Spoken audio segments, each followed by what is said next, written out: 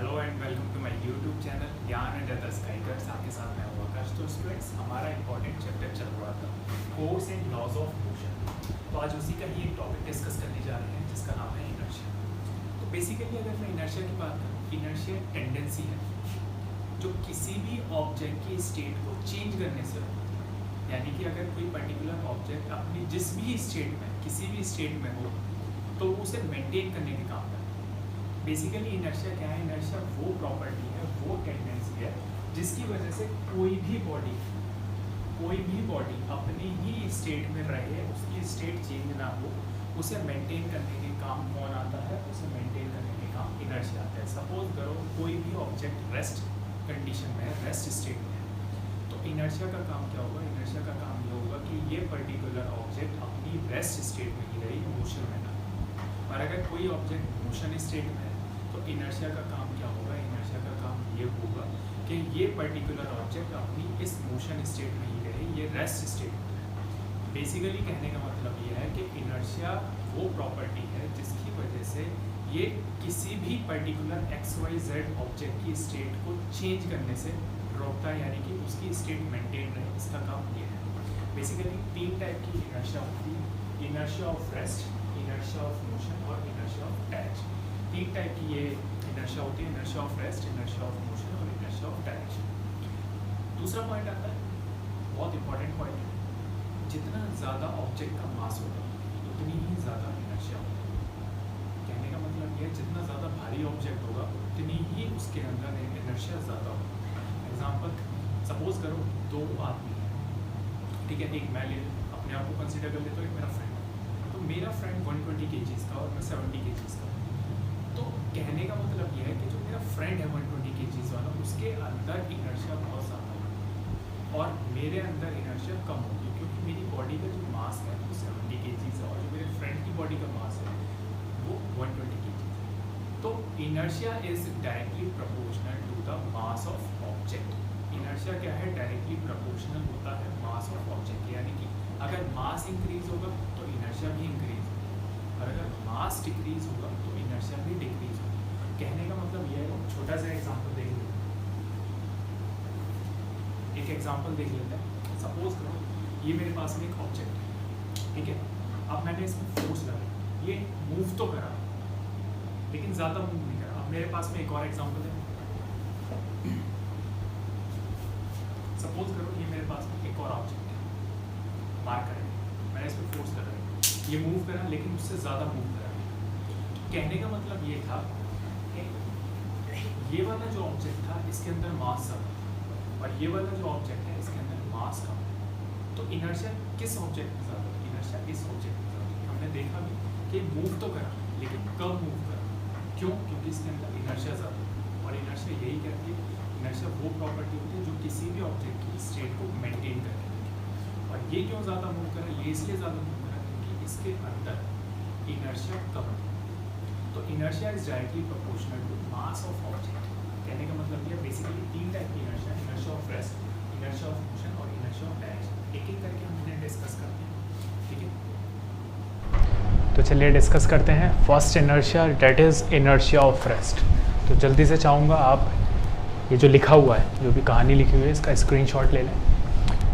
जल्दी से स्क्रीनशॉट ले लीजिए। तो होपफुली आपने स्क्रीनशॉट ले लिया होगा।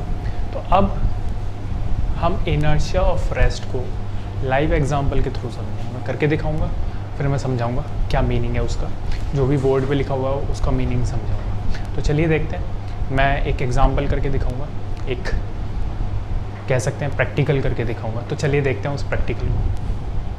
तो चलिए करते हैं, प्रैक्टिकल करते हैं। अब मैंने क्या काम करा है, मैंने कुछ कॉइन्स ले लिए हैं, ठीक है। मैंने कुछ कॉइन्स ले लिए हैं और मैंने एक पेपर की स्ट्रिप ले ली है, ठीक। तो डिस्कस करने जा रहे हैं इनर्शिया ऑफ रेस्ट को। तो मैंने क्या काम करा, मैंने कुछ कॉइन्स ले लिए और मैंने कुछ, ये एक पेपर की, कुछ नहीं, एक पेपर की स्ट्रिप ले ली। अब मैं क्या काम कर रहा हूँ, इस पेपर की स्ट्रिप को मैंने अपने हैंड पे रखा और इन कॉइन्स को इस पेपर की स्ट्रिप के ऊपर रख दिया, ठीक है स्टूडेंट्स। इन कॉइन्स को मैंने इस पेपर की स्ट्रिप के ऊपर रख दिया। अब देख सकते हैं, थोड़ा आप इसे टेबल पे भी कर सकते हैं। तो मैंने इस तरीके से, आप देख सकते हैं, ये देखिए, मैंने इन कॉइन्स को इस पेपर की स्ट्रिप के ऊपर रख दिया। ठीक है, अब मैं क्या काम करूँगा, इस पेपर की स्ट्रिप को झटके से खींचूंगा। तो आप देख सकते हैं ये जो स्ट्रिप थी पेपर की, ये तो मोशन में आ गई, लेकिन ये कॉइन्स अपनी ही पोजीशन पर रहे, इन्होंने अपनी स्टेट को मेंटेन करे रखा। और ये किसकी वजह से हो रहा है, ये इनर्शिया ऑफ रेस्ट की वजह से हो रहा है। दोबारा देख सकते हैं, देखिए ये कॉइन्स थे, आप दोबारा देख सकते हैं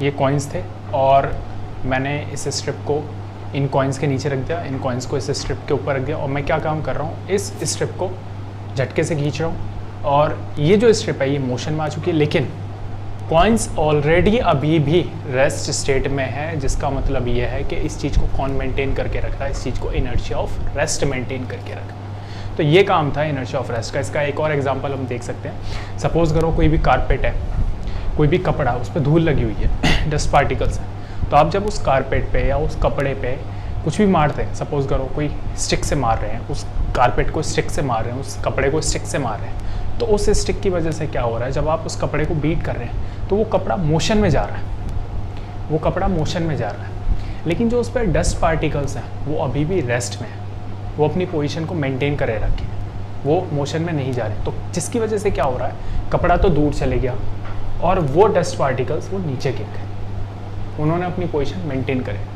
तो ये कुछ एग्जांपल्स हैं इनर्शिया ऑफ रेस्ट के। नेक्स्ट हम डिस्कस करते हैं इनर्शिया ऑफ मोशन। चलिए डिस्कस करते हैं। तो हमारी नेक्स्ट इनर्शिया है इनर्शिया ऑफ मोशन। तो पहले डेफिनेशन देख लेते हैं। डेफिनेशन ये कहती है an object will continue at the same speed until a force acts on it, कि जो ऑब्जेक्ट जिस स्पीड से मूव कर रहा है या जिस भी स्टेट में है वो उसी स्टेट में रहेगा जब तक उस पर कोई फोर्स नहीं अप्लाई हो जाती है। एग्जाम्पल है, एग्जाम्पल सबसे बढ़िया example day to day life का एग्जाम्पल है। Passengers travelling by bus fall forward when the driver applies sudden brake. तो इसको हम समझते हैं कैसे।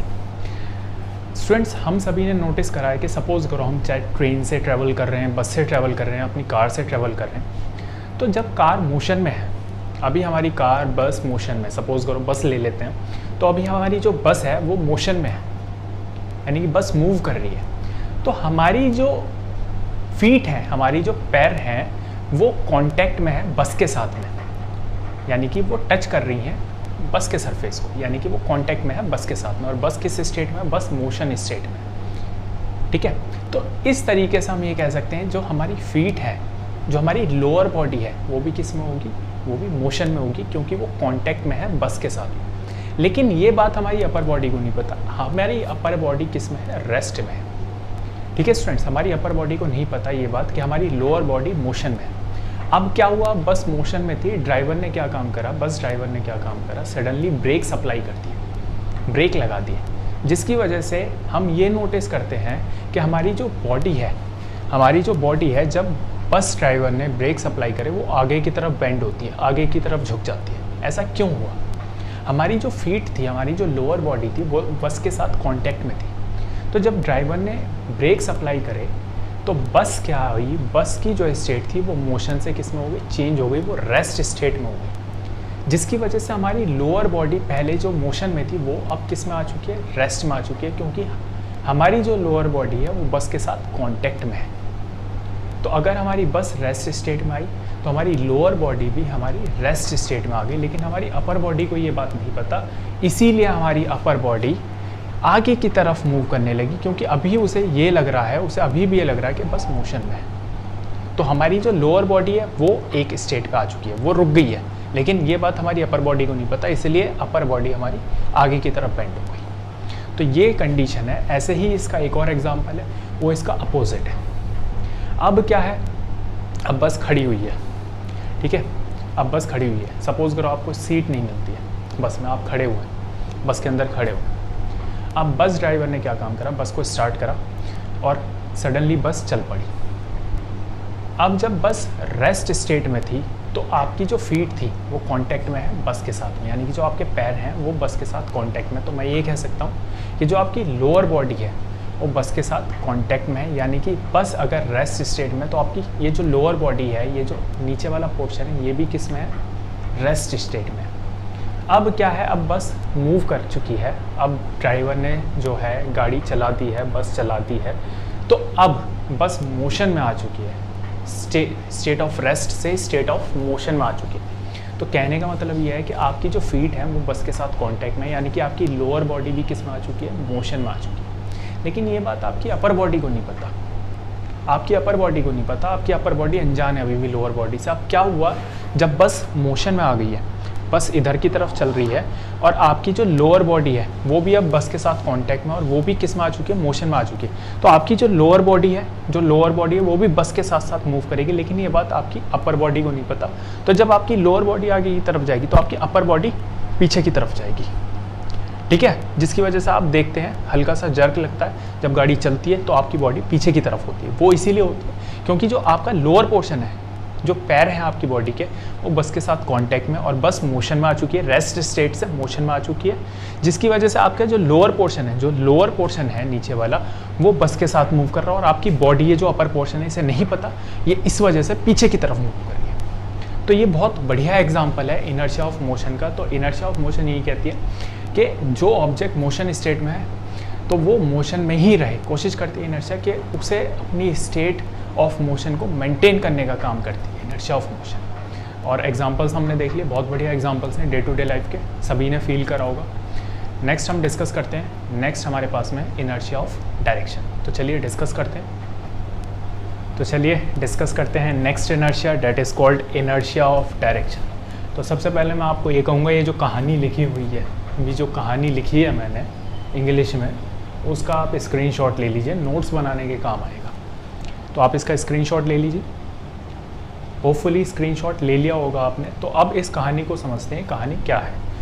यानी कि इनर्शिया ऑफ डायरेक्शन को मैं एक एग्जांपल के थ्रू समझाऊंगा। सपोज़ करिए आप कार में बैठे हुए हैं और कार आपकी एक स्ट्रेट लाइन में मूव कर रही है, स्पीड में है कार, ठीक है, और अचानक से आप देखते हैं कि अगर कोई शार्प टर्न आता है, सपोज़ करिए राइट में आपको टर्न लेना है, तो आपके ड्राइवर ने राइट में टर्न लिया और पहले कौन सी डायरेक्शन थी, पहले कार की स्ट्रेट लाइन डायरेक्शन थी, कार एक सीधी लाइन में ट्रेवल कर रही थी। अचानक से क्या हुआ, अचानक से आपके ड्राइवर ने एक शार्प टर्न ले लिया। तो आप ऐसा नोटिस करते हैं, आपने फील भी करा होगा, नोटिस भी करा होगा कि जब आपकी कार स्पीड में है और शार्प टर्न ले रही है, अचानक से राइट साइड टर्न ले रही है, तो आप देखते हैं कि जो आपकी बॉडी है वो लेफ़्ट की तरफ बेंड हो रही है। आप इस तरीके से सीट से इधर की तरफ जाते हैं। वो ऐसा क्यों हो रहा है? वो इसलिए हो रहा है क्योंकि हमारी बॉडी को नहीं पता, हमारी बॉडी अभी भी ऐसा फील कर रही थी क्योंकि हमारी जो कार थी वो पहले स्ट्रेट लाइन में मूव कर रही थी, तो इसलिए हमारी बॉडी भी कार के कांटेक्ट में थी और वो भी स्ट्रेट लाइन में मूव कर रही थी। लेकिन जब कार ने शार्प टर्न लिया राइट की तरफ, तो हमारी बॉडी लेफ्ट की तरफ इसलिए हुई क्योंकि हमारी बॉडी को नहीं पता, उसे अभी भी ऐसा लग रहा है कि कार जो है वो स्ट्रेट लाइन में मूव कर रही है, जिसकी वजह से हमारी बॉडी ने एक डायरेक्शन मेंटेन कर रखा है, जो डायरेक्शन उसका पहले था, स्ट्रेट लाइन डायरेक्शन, जिस डायरेक्शन में हमारी कार मूव कर रही थी। ऐसा ही आप ये नोटिस करते हैं कि अगर कोई भी कार स्ट्रेट लाइन में मूव करे और अचानक से लेफ़्ट की तरफ मूव करती है, लेफ़्ट की तरफ शार्प टर्न लेती है, तो हमारी जो बॉडी है वो राइट की तरफ बेंड होती है। हम इस तरीके से बेंड होते हैं, यानी कि कार अगर लेफ़्ट की तरफ जा रही है तो हमारी बॉडी राइट की तरफ जाएगी। वो ऐसा इसलिए होता है क्योंकि हमारी बॉडी अभी भी ऐसा फील कर रही है, उसे नहीं पता, वो अभी भी ये सोच रही है कि जो कार है वो अभी भी अपनी डायरेक्शन को मेंटेन करे हुए है, लेकिन कार ने तो टर्न ले लिया, लेकिन हमारी जो बॉडी है उसने डायरेक्शन को मेंटेन कर रखा है। और ये जो डायरेक्शन मेंटेन करने के काम में आ रही है, ये इनर्शिया ऑफ डायरेक्शन मेंटेन करती है। तो होपफुली आपको तीनों इनर्शिया समझ में आई होंगी। इनर्शिया ऑफ रेस्ट का क्या काम है, इनर्शिया ऑफ मोशन का क्या काम है, इनर्शिया ऑफ डायरेक्शन का क्या काम है, और इनर्शिया का क्या काम है। इनर्शिया बेसिकली डिपेंड करती है मास पे, जितना ज़्यादा मास होगा उतनी ही ज़्यादा इनर्शिया होगी। इनर्शिया प्रॉपर्टी वो है जिसकी वजह से किसी भी ऑब्जेक्ट की स्टेट को मेंटेन करा जा सकता है। तो होपफुली आपको समझ में आया होगा। आज की वीडियो आपको अच्छी लगी होगी, थोड़ी सी लंबी हो गई है वीडियो, थोड़ी सी ज़्यादा लंबी हो गई समझ सकता हूँ, लेकिन कॉन्सेप्ट क्लियर हो गए होंगे। और अगर अभी कोई डाउट है तो आप मुझे कमेंट सेक्शन में लिख दें। विदा लेना चाहूँगा, अपना ध्यान रखिए, बहुत ज़्यादा ध्यान रखिए। Take care, bye.